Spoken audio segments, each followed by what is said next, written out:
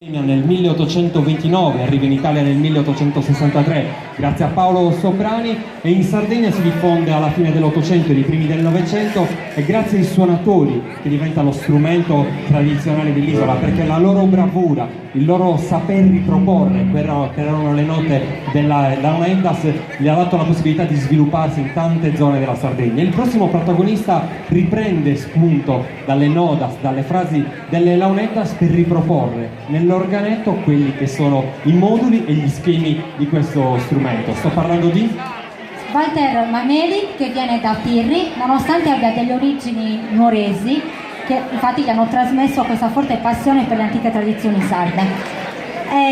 Walter è accompagnato da una coppia del circondario di Cagliari, Cristiano e Paola. Che accogliamo ovviamente con un applauso. Bentrovati anche a voi ad impreziosire quelli che saranno i passaggi melodici di Walter. Suonerà per noi un capiranese tradizionale e un ballo a fiudedda. Allora lo ascoltiamo insieme solo dopo questo applauso. Walter Mameli.